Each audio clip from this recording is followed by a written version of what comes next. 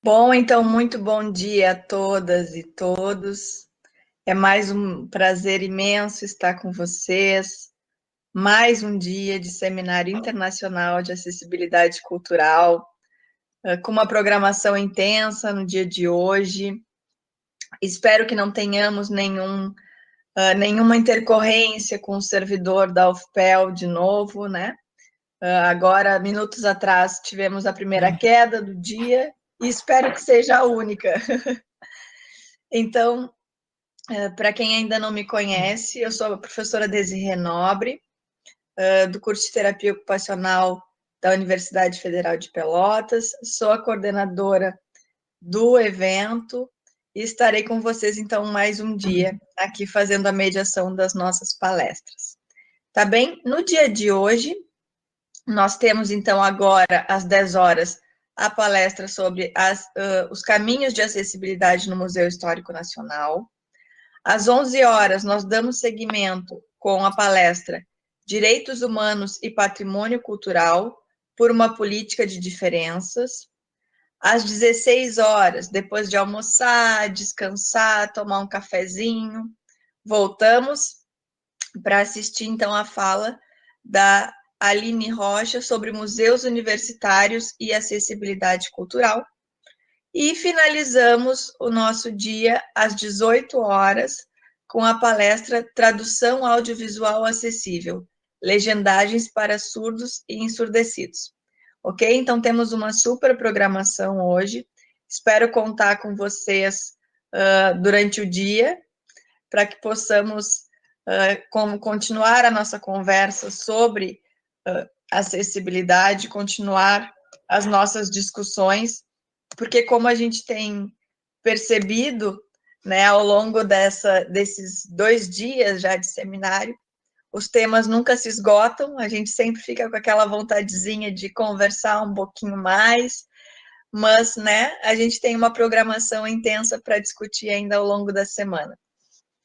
Eu vou apresentar a nossa palestrante de agora de manhã, mas antes, então, eu queria ressaltar com relação às frequências, assim que a Valéria terminar a fala dela também, eu vou publicar aqui no bate-papo da plataforma da UFPEL.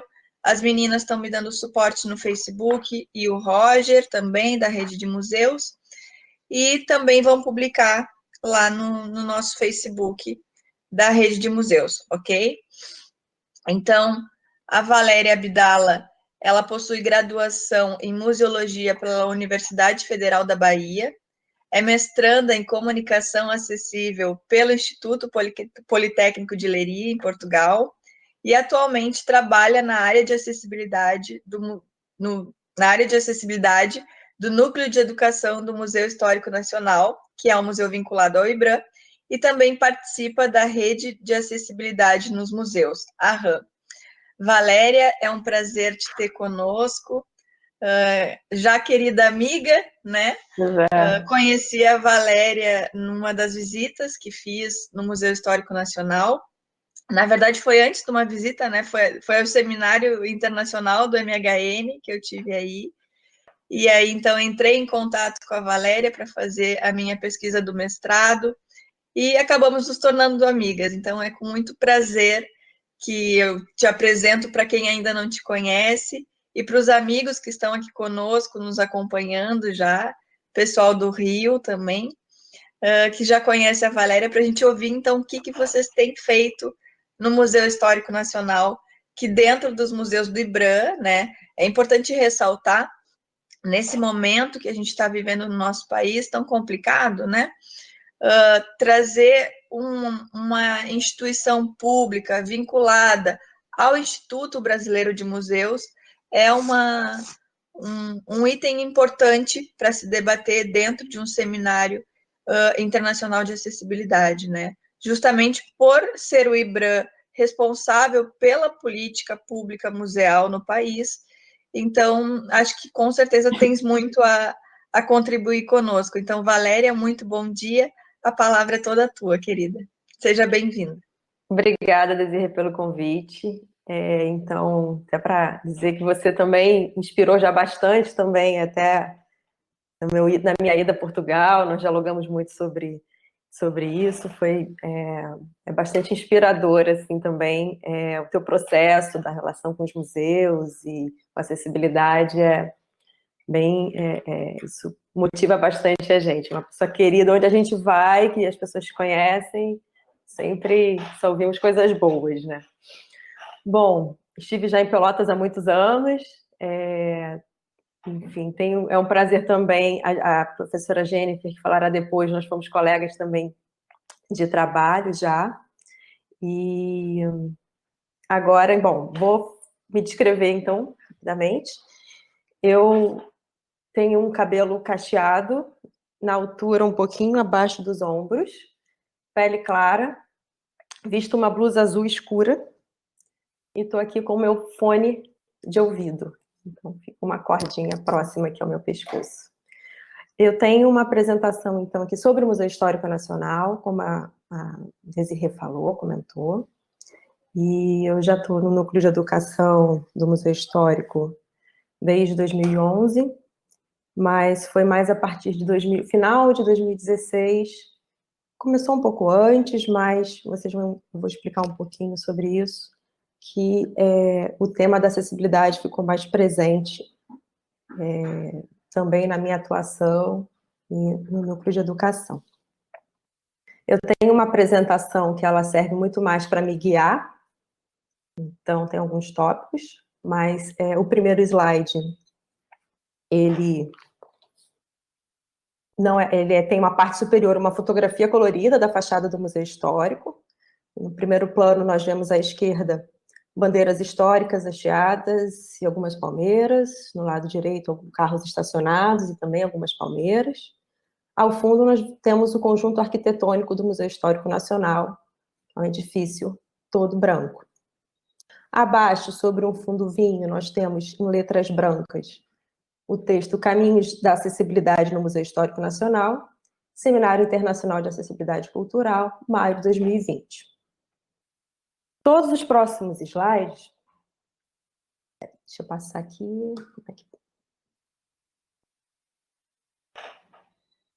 Esqueci de fazer uma colocação. Eu tenho o meu sinal em Libras. Ele é uma espécie de um V, eu faço um V com os dedos e saindo da ponta da cabeça, eu faço um movimento de cacho 2 vezes.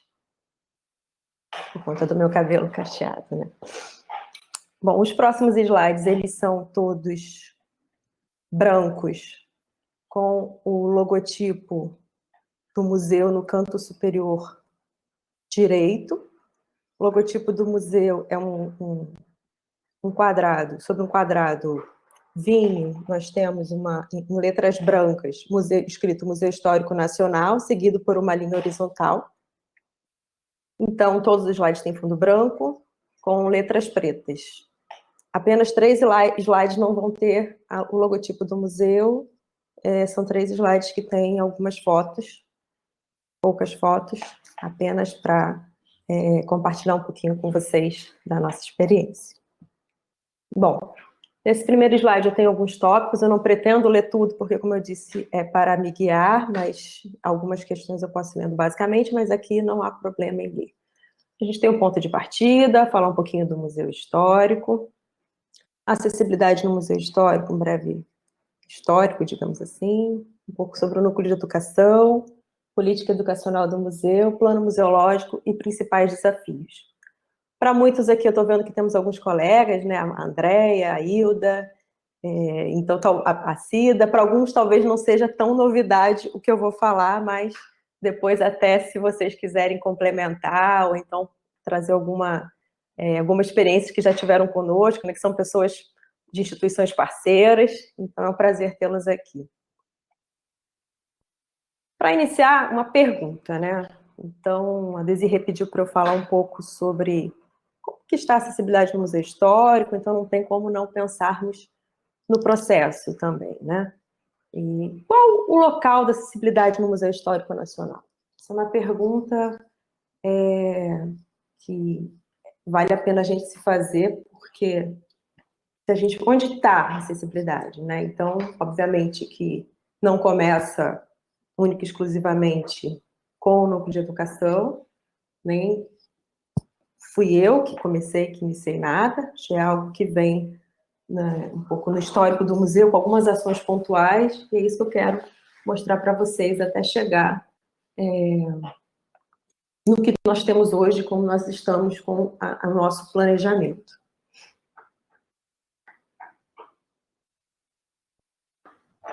Como ponto de partida, eu vou trazer um conceito de acessibilidade apenas para ter uma ideia do que nós estamos falando, né? Então, a gente está entendendo aqui a acessibilidade como um conjunto de adequações, medidas e atitudes que visam proporcionar bem-estar, acolhimento e acesso à fruição cultural para pessoas com deficiência, beneficiando públicos diversos.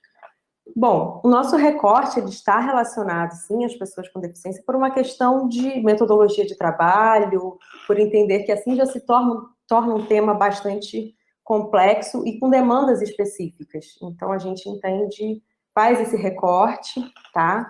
É um conceito trazido pelas colegas da Márcia Lourenço, Diana Fares, Juliana Rodrigues, Fernanda Kissler, Viviane Sarraf, então, um texto que elas produziram em conjunto e que atende bastante ao que nós trazemos esse conceito para o nosso trabalho de acessibilidade no Museu Histórico.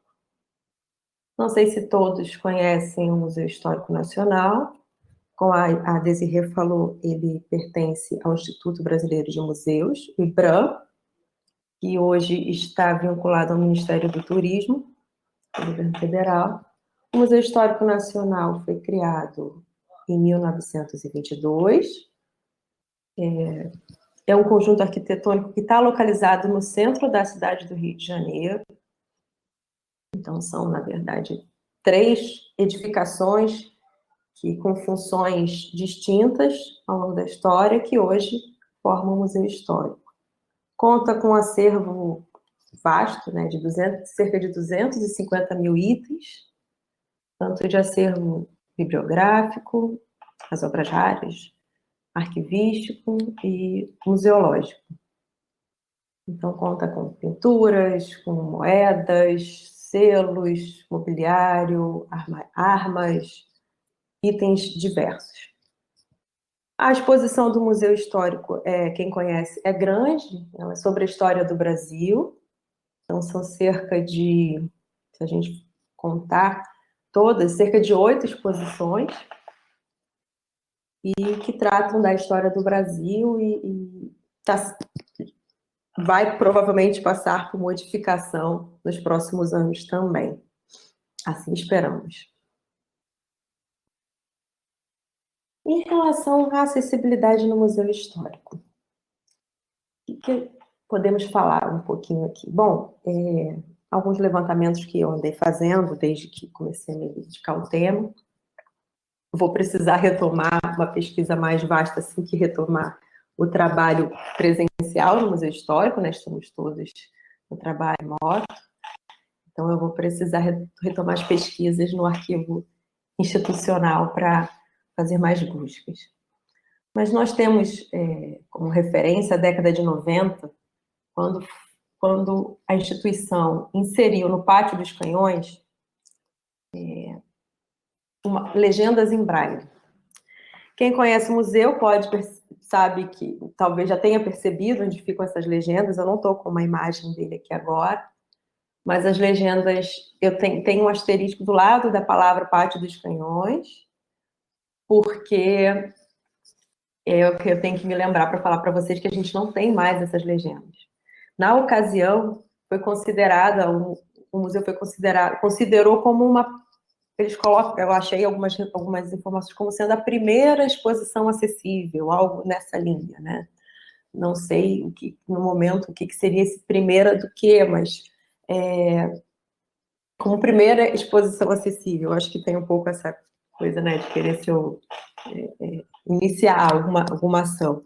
Na década de 90, isso para os museus talvez tenha sido algo realmente bem inovador. Foi uma parceria já na época com o Instituto Benjamin Constant, que é um instituto aqui no Rio voltado para a educação de pessoas com deficiência visual, dentre outras ações também junto a essas pessoas. e as legendas, elas foram colocadas nas bases dos canhões, bem próximo ao chão, digamos assim.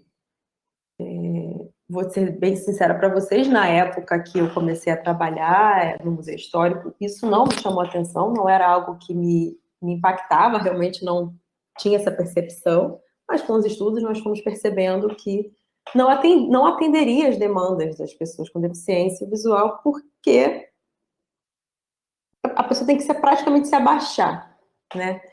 Então, no início desse ano, nós retiramos, em parceria, na verdade, junto com a equipe da museografia, né?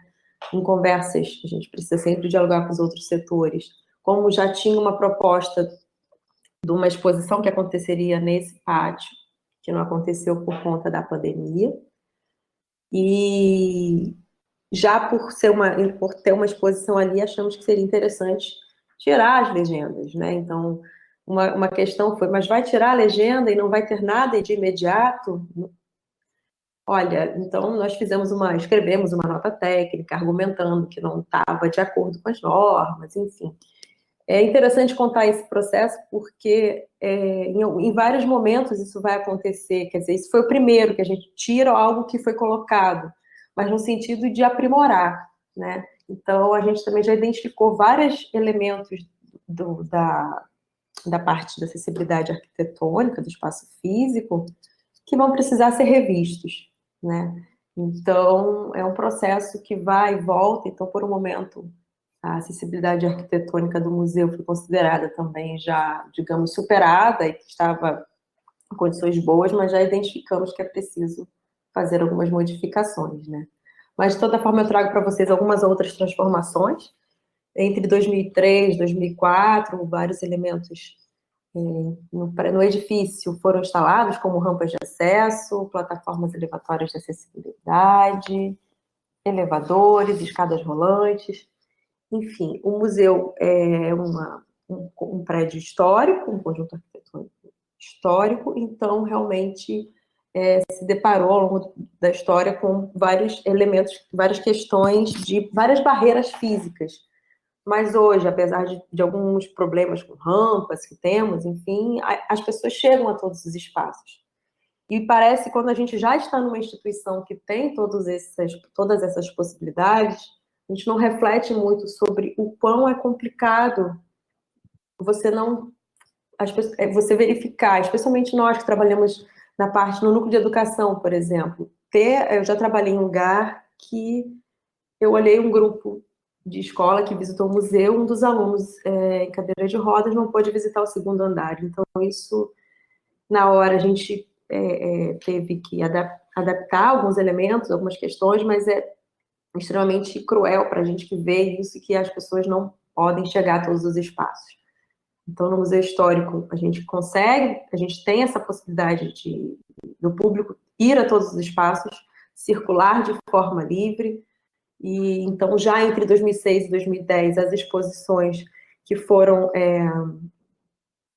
requalificadas, né? Temos novas exposições a partir desses períodos, né, de longa duração. Então, há um espaço livre para circulação. Já na ocasião, já adaptaram as alturas de bases e vitrines, mas já identificamos que precisam ser revistas. Também, ainda nesse processo, em 2010, ainda em parceria com Benjamin Constant, também um caderno em braille sobre o conjunto arquitetônico do museu é produzido. Não temos muitos, temos poucos, não foram feitos novos, mas nós ainda temos esse caderno sobre o conjunto arquitetônico. Também, já entre 2016, 2017, 2016, especialmente por conta das Olimpíadas, o museu recebeu uma quantia de verba por conta das Olimpíadas, então teve adaptação, balcão da recepção, também o piso podotrátil no térreo, basicamente, corrimãos, e também tivemos... Aqui, estou indo muito devagar, gente, preciso correr. Alguma reprodução, tá? A gente teve a inserção de algumas reproduções táteis no circuito expositivo também, ainda por ocasião das Olimpíadas, já chega em 2016, no final, e são 13 Como eu falei, são 8 exposições do museu, quer dizer, é um museu grande e nós temos 13 reproduções táteis que não dão conta de toda a temática do museu, mas elas foram essas que foram as inseridas, né? Audioguias com audiodescrição, vídeo em Libras, e também nessa ocasião a gente recebe na equipe do Núcleo de Educação 8 educadores, e para a gente isso foi algo assim incrível para a gente conseguir, então, repensar algumas ações do Núcleo de Educação. E dentre as contratações, nós temos um educador que é cego, que é o Leonardo, que esteve aqui com vocês na semana passada, também no evento da Semana de Museus, né? E entre 2016 e 2017, a gente, então, começa a trabalhar o que chamamos de Programa de Acessibilidade no Núcleo de Educação.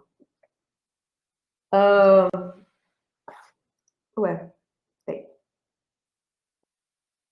Bom, eu acho que é isso. Ficou uma página em branco. Bom, deve ser isso mesmo, desculpa, gente. Apareceu uma página em branco.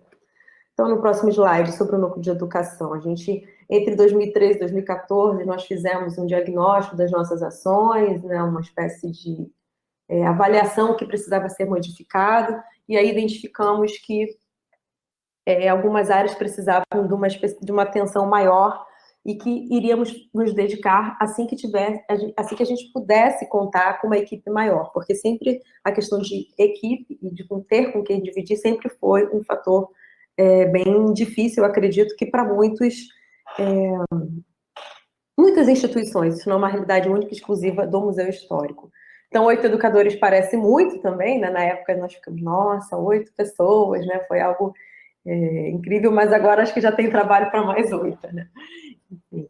Mas então, a gente pode, então, se dividir nas ações, em programas, então, a partir do plano museológico. Mais à frente eu falo um pouquinho sobre isso, né? Que é um documento de ferramenta de gestão, né? Para a gestão do museu. Então, nessa ocasião, esse documento, é um documento que foi válido entre 2016 e 2019, nós repensamos algumas ações e conseguimos colocar ações pensando já nessa equipe que estava chegando no Museu Histórico, né? Então, conseguimos dividir as nossas ações, né? Foi uma questão interna nessa divisão, né? Um programa de atendimento ao público, programa de atendimento ao público amplo e o programa de acessibilidade. Não que fossem setores, enfim, não, a ideia era trabalhar em conjunto, mas cada um se dedicar a uma parte, a um tema mais especificamente, né? Se alguém tiver alguma dúvida, eu não vou entrar em detalhe nos programas agora, mas se vocês tiverem alguma dúvida depois, podem perguntar. E dentro dessa proposta do programa de acessibilidade, a ideia era pesquisar, fiquei mais responsável por essa área, então era pesquisar, estudar, fazer contato com instituições. Então aqui eu coloco algumas ações que aconteceram entre os anos, mais especificamente, 2017 e 2019, né?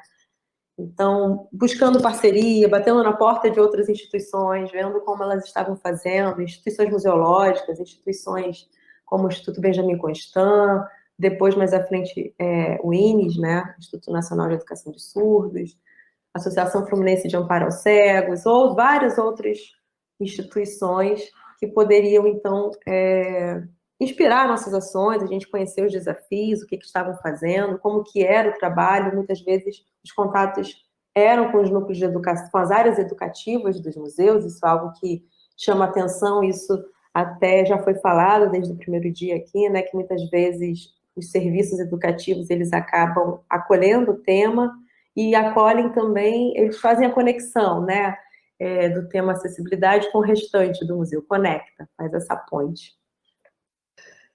Também, e aí identificamos, né, aprendemos muito com o Leonardo, ter uma pessoa com deficiência na equipe, muitas vezes, pela teoria, nós sabemos que é essencial, mas eu digo que pela prática também isso é comprovado e faz toda a diferença. Então, muitas aspirações que tínhamos quando começamos a pensar no programa de acessibilidade, e o Leonardo chega na equipe, isso muda muita coisa também, porque estávamos todos aprendendo, e o dia a dia com o Léo fez a equipe, de uma certa forma, entender a acessibilidade por um outro ângulo, né?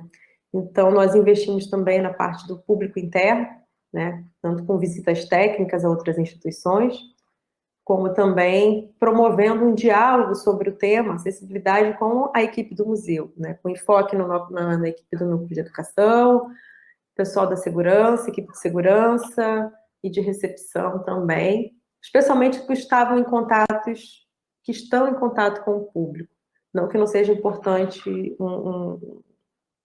essa atividade com outras áreas do museu. Também fizemos, aberta toda a equipe do museu, mas o foco acabou sendo uma proposta de formação dessas outras equipes que eu comentei. Começamos também a pensar em visitas, em propostas educativas, né, ações educativas que tivessem uma proposta acessível, não é fácil, e realmente, no museu desse tamanho, apesar das reproduções táteis, audioguia, mas não é simples pensar em propostas acessíveis, foi nada fácil, não é, mas a gente sempre pôde contar também com as outras áreas do museu. Então, nunca tivemos problema, por exemplo, com a reserva técnica, em pensar objetos do próprio acervo para visitas com experiências táteis, por exemplo. Logicamente, analisando o que apresentava segurança para o público, para o acervo, enfim.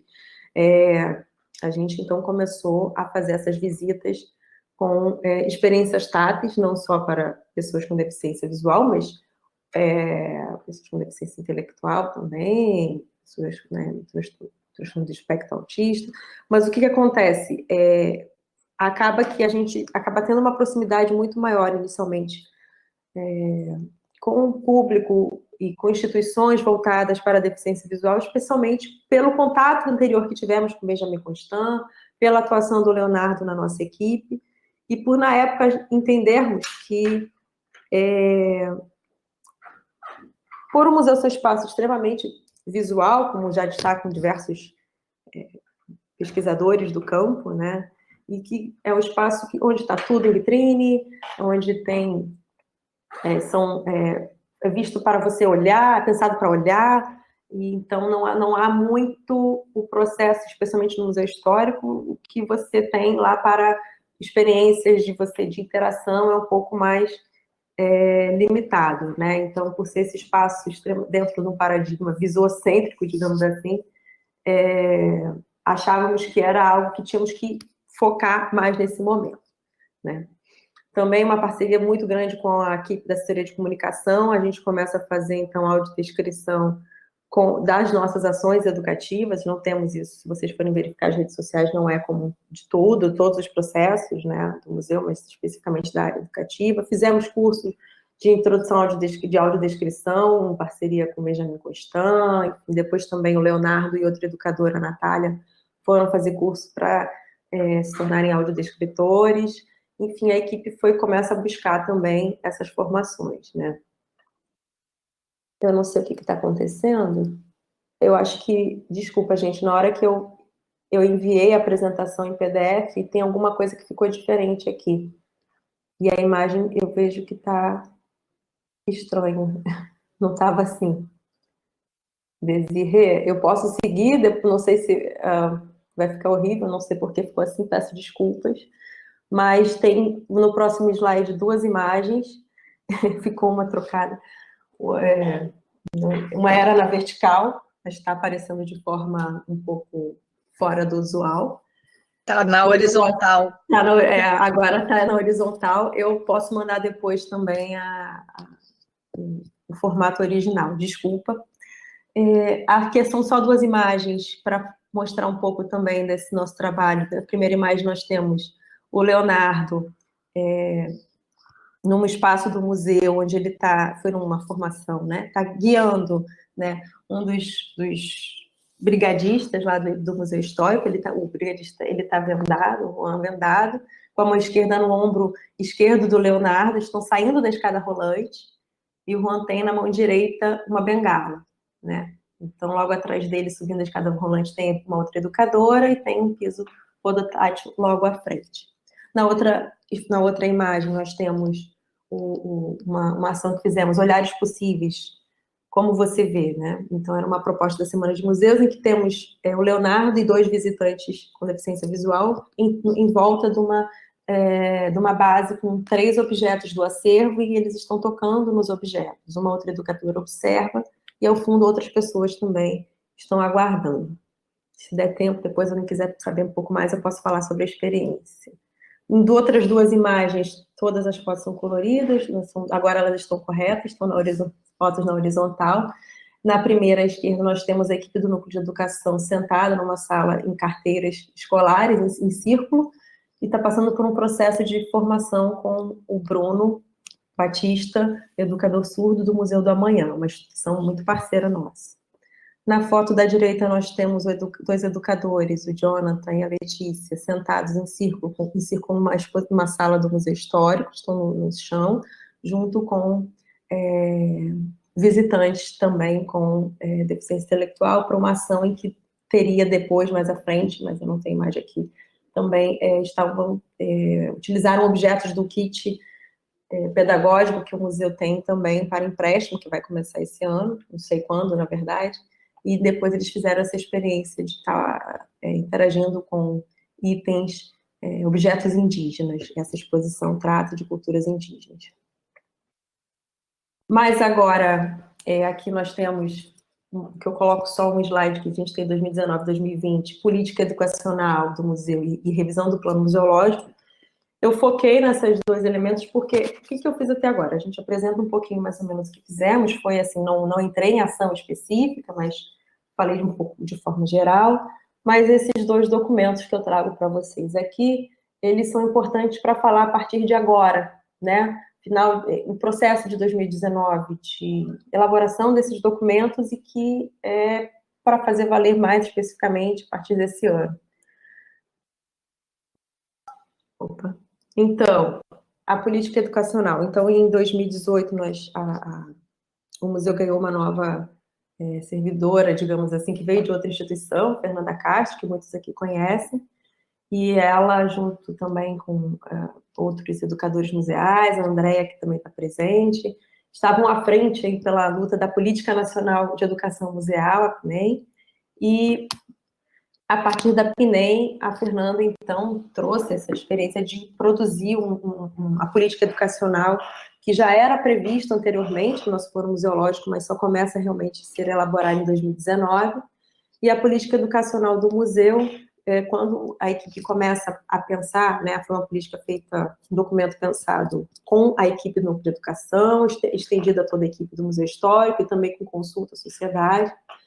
E, de acordo com a política, o que é essa política? Né? Uma ferramenta fundamental de contribuição para a profissionalização do campo, que possibilita o fortalecimento de suas ações mediante a reflexão e avaliação constante sobre as práticas, desculpe se é um erro, as condições de sua realização e estruturação do trabalho educativo em museus. Então, digamos que, na verdade, o nome é Programa Educativo Cultural, a Política Educacional do Museu Histórico Nacional. O nome ficou um pouco por uma questão da própria PNEM, eu não vou entrar nesse mérito, mas ela tem o objetivo de ser uma política mesmo. E dentro da política educacional, nós já estávamos pensando, a partir do novo diagnóstico do nosso trabalho, nós já estávamos pensando em como será que o nosso formato precisava ser modificado? Nós precisávamos repensar outros programas? O que estava antes foi superado? Então, nesse processo de pensar, nós temos que a gente identificou que a acessibilidade deveria ser agora, né, talvez um pouco mais amadurecido o tema internamente, estar de forma transversal. Então, a gente começa a entender que a política educacional, que o núcleo de educação não poderia ter a pauta da acessibilidade transversal a todos os outros programas. Então, vocês observem até que pelo objetivo do núcleo de educação, que é realizar programas, projetos e ações que promovam processos educativos voltados para a acessibilidade, a formação e desenvolvimento dos públicos e a criação e pesquisa em educação museal. Bom, então a proposta é essa. Antes nós tínhamos, talvez por aquele nosso momento, nós tínhamos um programa, identificamos que era importante ter um programa de acessibilidade. Agora, Nossa preocupação, claro, é que o tema não se perca, acho que isso é um caminho sem volta, isso não vai acontecer, e que, de fato, o nosso desafio internamente é realmente pensar em todos os processos, em todas as ações educativas, como que vai estar acessível a todas as pessoas, né? Então, a gente começa a contar com outros 3 programas.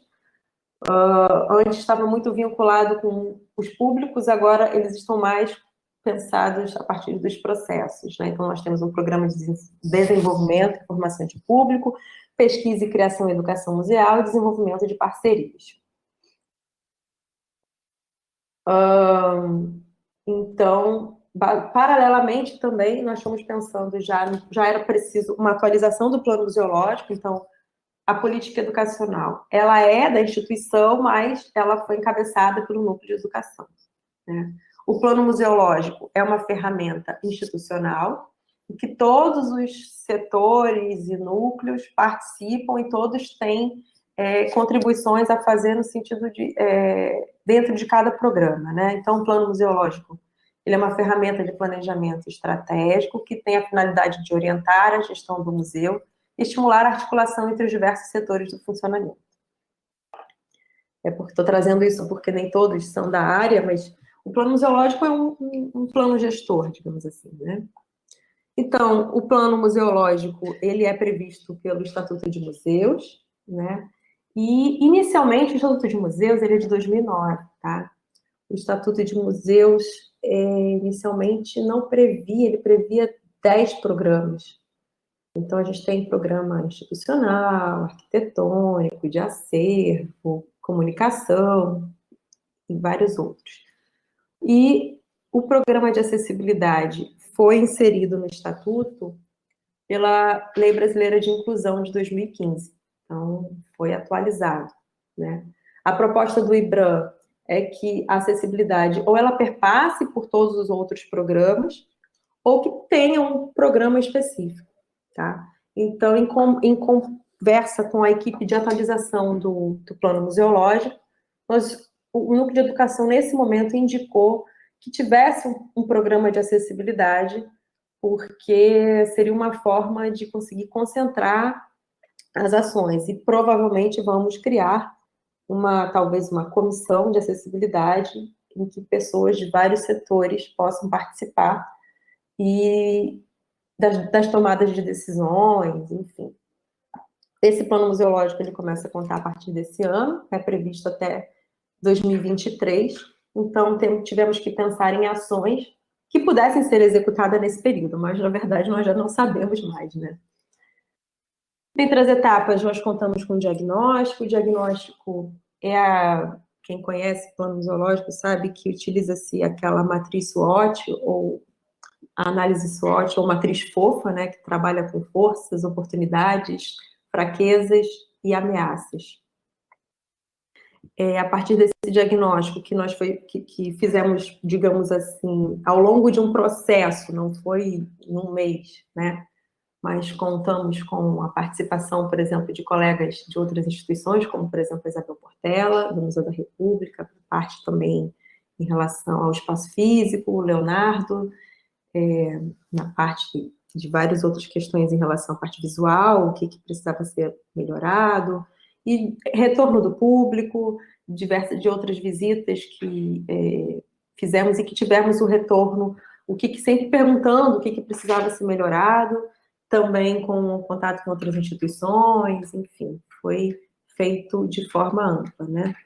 No planejamento, nós também, de uma certa forma, quando tínhamos uma proposta de planejamento, nós fizemos uma consulta à sociedade, vamos dizer assim, né? Marcamos em outubro de 2019, nós fizemos um encontro para falar sobre o programa de acessibilidade, convidamos diversas instituições, pessoas com deficiência, sem deficiência, pessoas da universidade, da sociedade, para então discutir o nosso programa, porque de fato nós pesquisamos e tínhamos dificuldade em algumas questões, queríamos compartilhar nossas dúvidas, nossos anseios, mas nós percebemos que muitas pessoas nos procuraram, acho que no dia, não lembro exatamente, tinha umas 15 pessoas, e a Hilda estava aqui presente, né?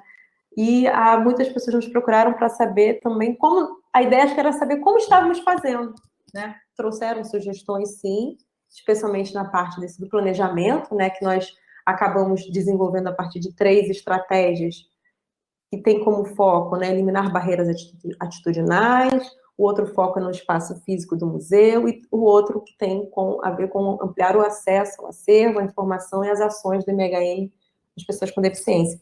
Partimos do princípio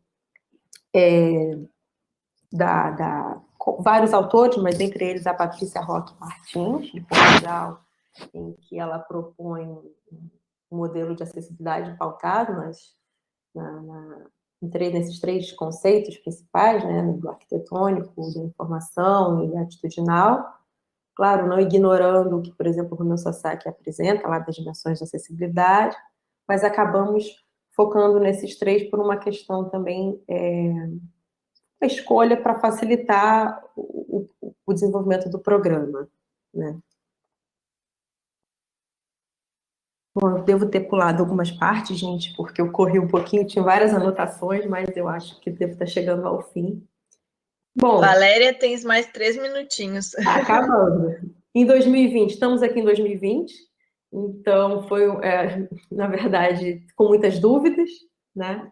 Nós estamos no momento que estávamos discutindo o centenário do museu, dentre eles algumas propostas que, na verdade, ainda muitas no papel, mas, por exemplo, sobre a requalificação das exposições e como inserir acessibilidade no processo, não numa adaptação posterior, né? Mas desde o início, como pensar acessibilidade, desde chamar pessoas com deficiência para rodas de conversa, para falar sobre a representatividade das pessoas com deficiência no Museu Histórico, quanto também para pensar em como a exposição vai estar acessível a todos. Isso é uma proposta também, mas ainda muito primária, né? Continuar a busca por parcerias, né? Nós estamos, por exemplo, sempre buscando, estamos com a UFRJ, o Museu do Amanhã, sempre com ações parceiras, talvez um curso, estamos buscando um curso de Libras para a equipe junto ao UFRJ. Esse ano já foi feito, tem um grupo de pesquisa de educação museal, né, que é coordenado pela Fernanda Castro, e que tem uma proposta de cursos vinculados à educação museal, e esse ano nós tivemos o curso de educação museal e acessibilidade, e hoje tivemos uma feira de acessibilidade que teve a participação de várias instituições. A Desirê, acho que já estávamos prevendo que teríamos que fazer trabalhos à distância, e a Desirê foi a nossa única, né, e a primeira ação que tivemos à distância, assim, ela esteve presente através de um vídeo apresentando, então, o livro multiformato que vocês devem conhecer.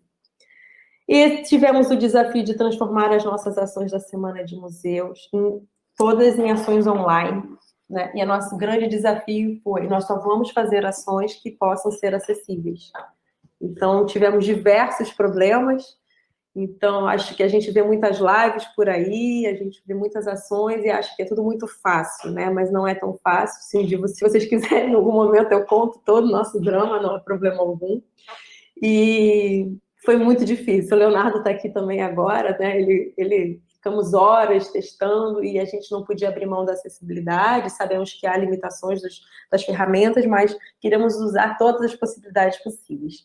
E só para deixar mais aí que está correndo ainda, quem quiser participar, nós iniciamos já como uma das ações do nosso plano museológico, que é a constituição da coleção acessível do MHM. É chamar a sociedade para contribuir com doação de objetos que possam servir para ações do núcleo de educação, não só voltado para pessoas com deficiência, mas realmente pensando nas demandas das pessoas com deficiência, que identificamos que foi bastante importante, é bastante significativa para várias pessoas, quando a gente traz elementos que a gente tem uma flexibilidade maior para tocar e manipular.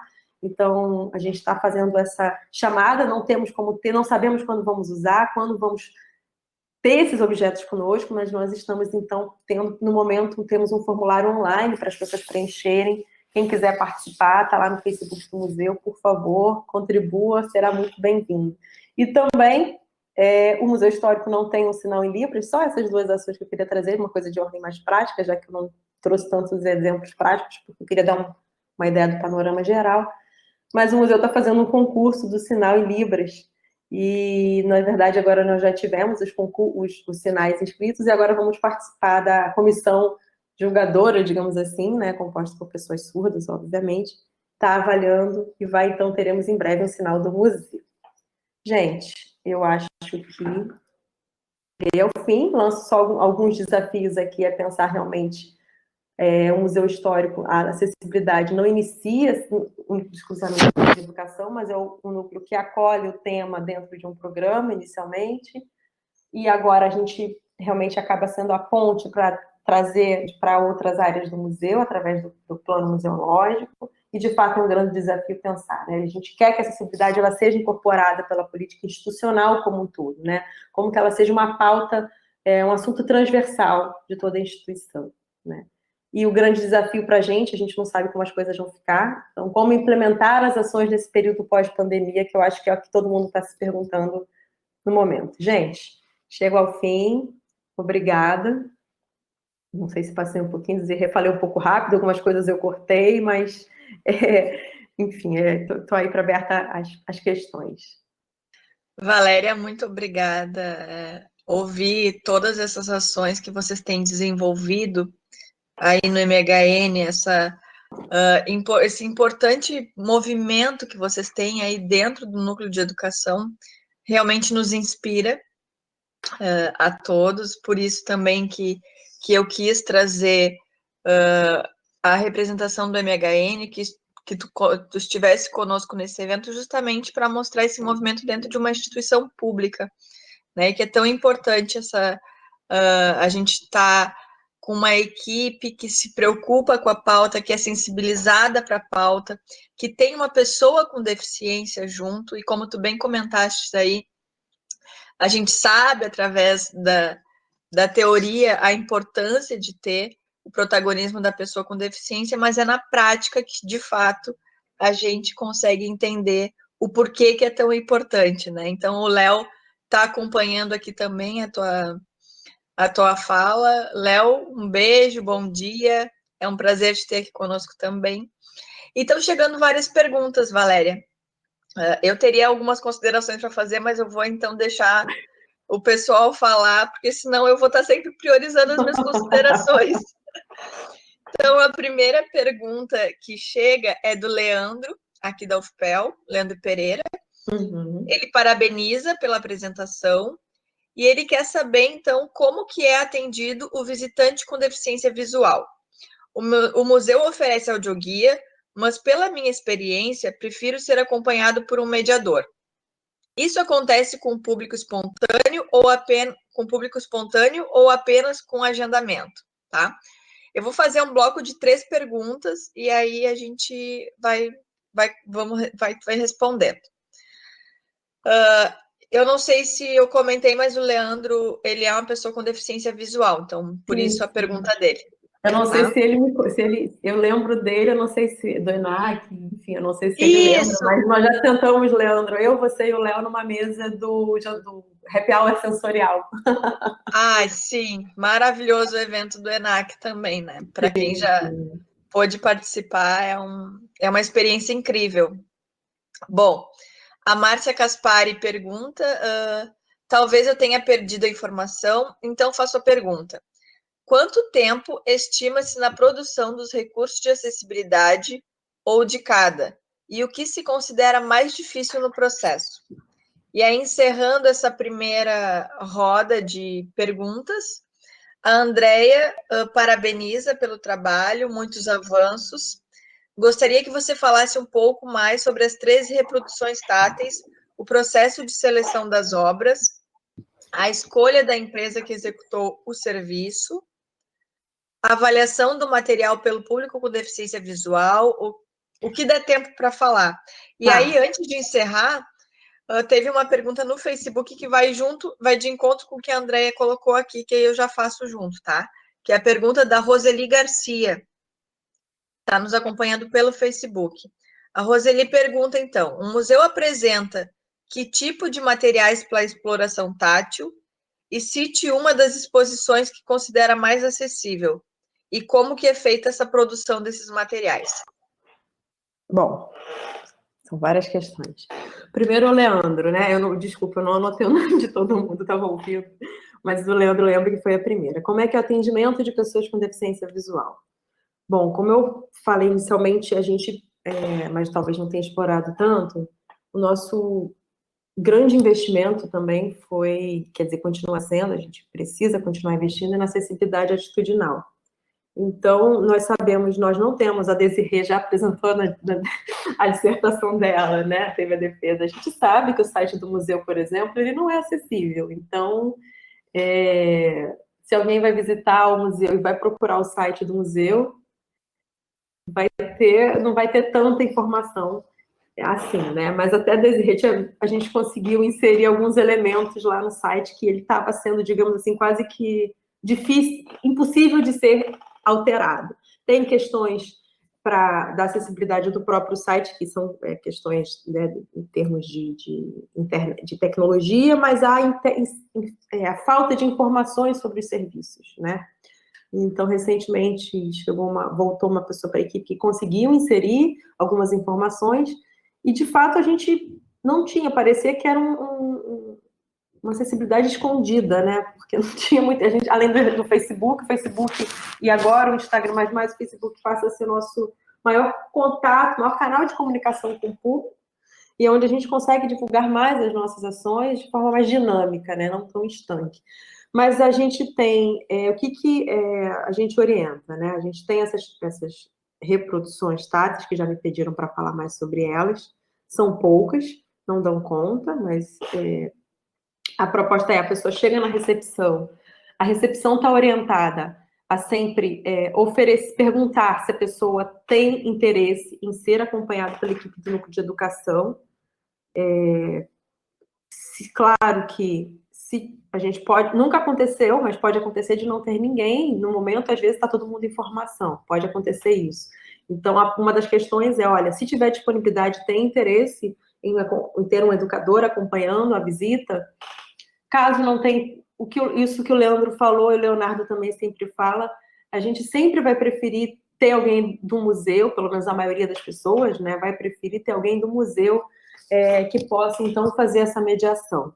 Então, nossos esforços maiores são nisso mesmo, em estar orientando a equipe, oferecer o serviço do núcleo de educação para fazer essa visita.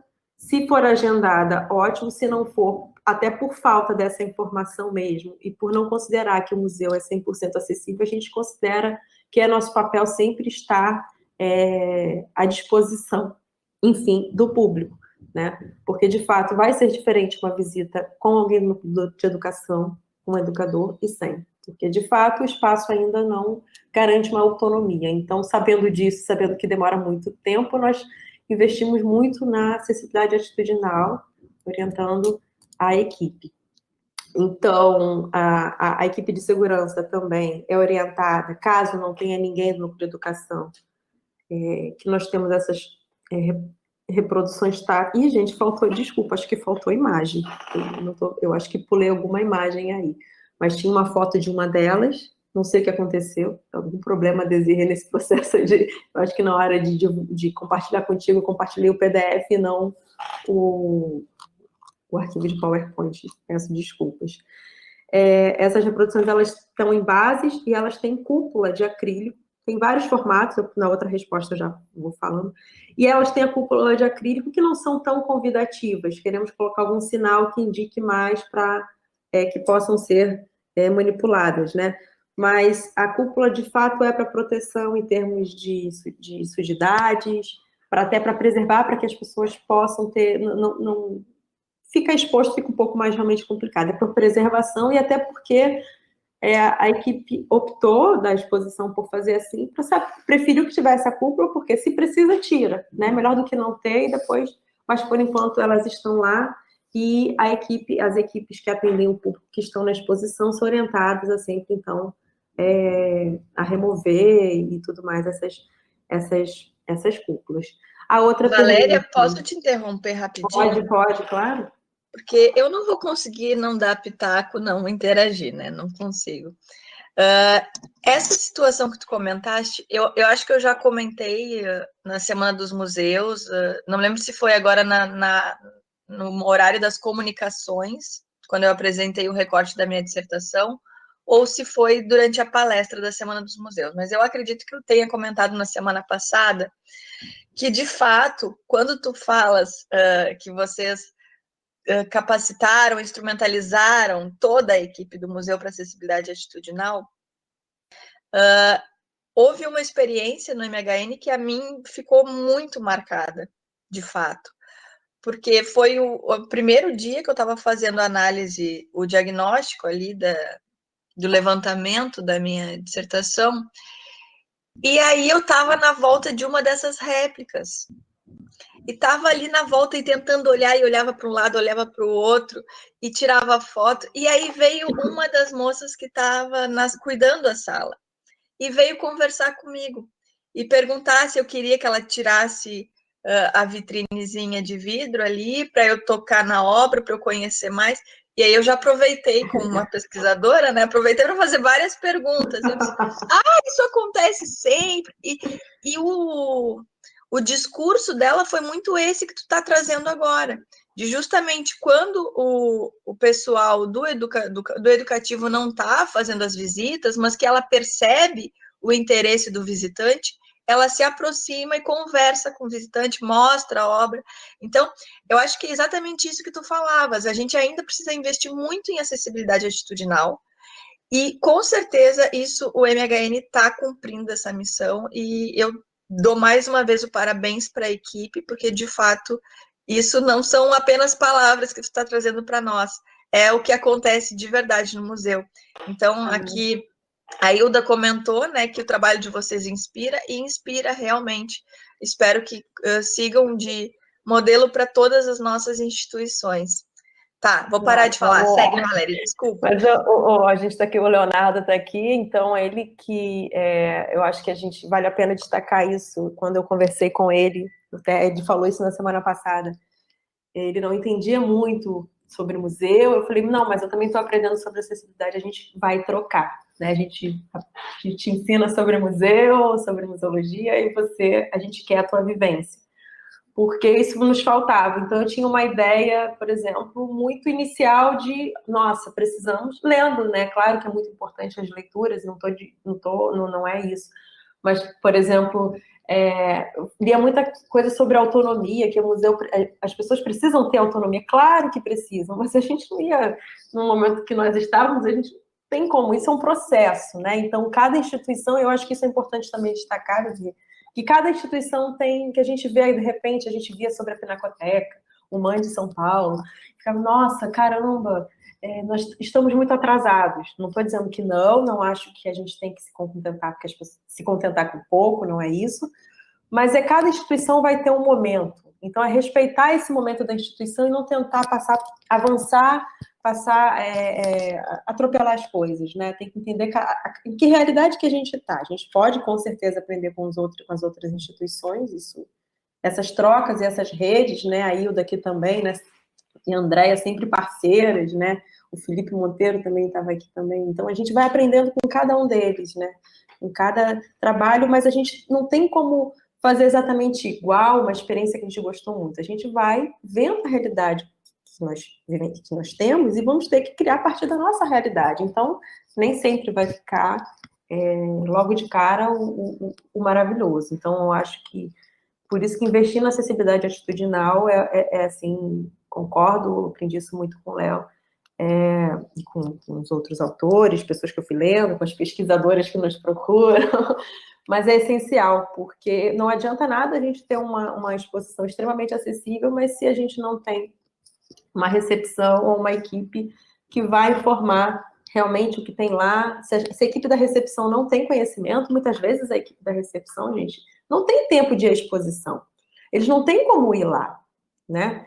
Então, o núcleo de educação sempre tem esse trabalho de estar fazendo visitas com o público interno, enfim, não só para assuntos da acessibilidade, mas para falar do tema que o museu tem, porque se elas não conhecem, então quando essas reproduções foram inseridas no circuito, se ninguém tivesse levado elas lá, elas não iam ver, né? Então não adianta, né? Então alguém já me pergunta, a outra pergunta tem a ver com essas reproduções, né? Em relação a quanto tempo se estima a produção de cada uma delas, o que considera, olha, bom, Como eu falei para vocês, como foi feita, a André também perguntou o processo, acho que casa, né, as perguntas sobre as reproduções. Sim. Eu vou falar de uma forma geral, se faltar alguma coisa, você me avisa, Desirê, se faltar alguma informação.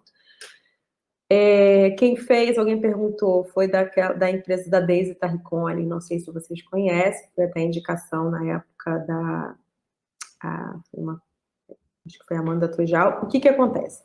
Eu não estava na instituição na época, eu fiquei fora 2 anos, mas antes disso eu lembro também, lá para os idos de 2013, por aí, 2012, já era um esforço da então divisão de museografia, que hoje é núcleo de exposições, inserir elementos que fossem táteis, né, reproduções, enfim, que começaram até chamando de maquetes táteis, mas a gente achou melhor trazer um termo um pouco mais geral, essas reproduções táteis.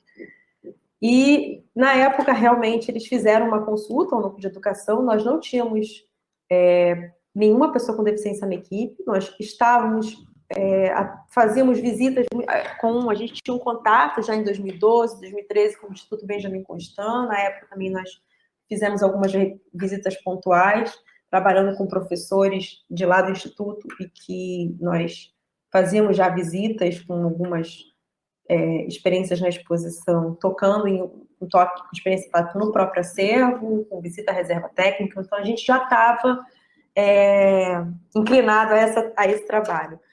Mas, então, eles chegaram a pedir um levantamento do núcleo de educação, que era a divisão educativa, né, dos elementos que eram mais trabalhados nas visitas, né, e para fazer esse recorte do que poderia ser feito, assim, do que poderia indicar para a reprodução.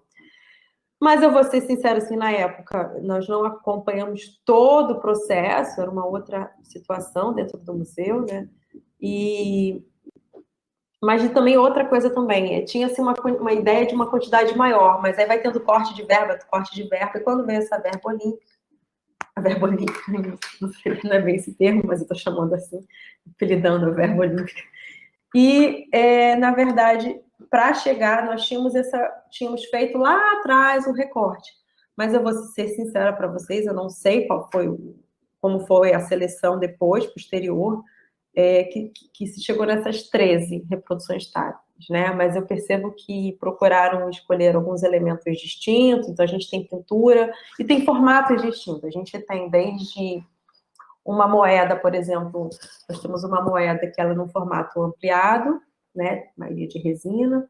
Nós temos, por exemplo, uma representação tridimensional de uma pintura, né? E temos também relevo. Então, percebi que indicaram, assim, essas formas 3, ou miniatura também, né? Por exemplo, de uma carruagem também tem, desculpa, de uma berlinda, né? Que é uma espécie de carro, tipo, parece uma carruagem. Temos uma miniatura. Então, eu realmente fico devendo para vocês exatamente isso, tem essa distância, né, não teve um processo que depois aí nas entrelinhas realmente a gente não teve muita notícia, então muita equipe também, a equipe foi se aposentando do museu, lá tá a gatinha, Josefina, né, aparecendo aí, o meu gato me deixou quieto, eu tô rindo porque a gata da Desirê tá passando na frente da tela. Ela passou aqui na frente agora para dar o ar da graça, o bom dia dela. Então, a gente realmente era um outro momento, então, assim, teve uma participação do núcleo de educação lá no início, mas depois acabou, eu acho que também, e as coisas, gente, quando chegam, acho que o Léo também já falou isso na semana passada, a gente vê as coisas prontas também, e depois não sabe, quer dizer, a gente acompanhou algumas coisas, mas o processo, né, então, às vezes as equipes precisam lidar com licitação, muitas vezes o processo burocrático ele é muito doloroso, dolorido e desgastante, nem sempre sai do jeito que nós esperamos, né? Então, esses cortes, muitas vezes, verba provavelmente, por exemplo, eu sei que a Deise estava em São Paulo, né?